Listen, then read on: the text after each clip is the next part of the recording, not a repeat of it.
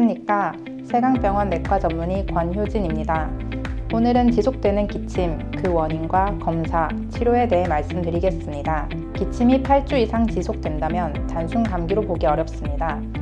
많은 분들이 기침이 오래가도 감기 겠거니 하고 넘기기 쉽지만 8주 이상 지속되는 기침은 만성 기침으로 분류되며 그 이면에는 폐렴, 결핵, COPD, 간질성 폐질환, 심지어 폐암과 같은 중증 폐질환이 숨어 있을 수 있습니다. 대한호흡기학회에 따르면 국내 성인의 약 10%가 만성 기침을 경험하며 이 중 15%는 실제로 COPD 진단을 받았고 폐암 환자의 60% 이상이 만성 기침을 초기 증상으로 경험한 것으로 보고됐습니다. 즉, 기침은 단순한 증상이 아닌 정확한 진단이 필요한 경고 신호일 수 있습니다. 특히 다음과 같은 증상이 함께 나타난다면 더욱 주의가 필요합니다. 기침과 함께 가래 또는 피 섞인 가래, 호흡곤란, 가슴 통증, 체중 감소, 피로감 등의 증상이 나타난다면 단순한 감기가 아닌 다른 폐질환의 가능성을 의심해 봐야 합니다. 이러한 증상은 폐렴, 결핵, COPD, 폐암 등 중증 호흡기 질환의 초기 신호일 수 있으므로 단순 감기로 넘기지 말고 정확한 검사를 통해 원인을 밝혀야 합니다. 우선 흉부 X선 검사를 시행하고 필요시 저선량 흉부 CT, 폐기능 검사, 기관지 내시경 검사 등의 정밀 검사를 통해 폐의 상태를 면밀히 확인해야 합니다. 특히 저선량 흉부 CT는 일반 X선보다 폐암 등의 중증 질환을 조기에 발견할 가능성이 4배 이상 높다는 연구 결과도 있어 조기 진단을 위한 효율적이고 중요한 검사 방법으로 적극 권장됩니다.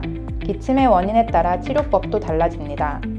폐렴, 결핵은 항생제나 항결핵제로 치료하고 COPD와 천식은 기관지 확장제나 흡입형 스테로이드를 사용합니다. 간질성 폐질환은 항염증제나 항섬유화제를 통해 진행을 억제하며 폐암은 수술, 항암치료, 방사선 치료 등 다학제적 치료가 필요합니다. 특히 폐암은 조기 발견 시 5년 생존율이 80% 이상이지만 말기에 발견될 경우 생존율이 10% 미만으로 급격히 낮아지기 때문에 정기적인 검진과 빠른 대응이 생명을 지키는 핵심입니다. 그럼에도 불구하고 많은 분들이 8주 이상 기침이 지속돼도 병원을 찾지 않고 방치하는 경우가 많습니다.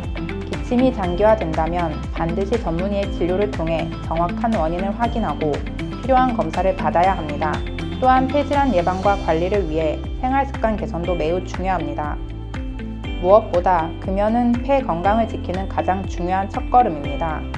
흡연은 폐 기능을 저하시킬 뿐만 아니라 각종 폐질환의 주요 원인이 되므로 반드시 중단해야 합니다.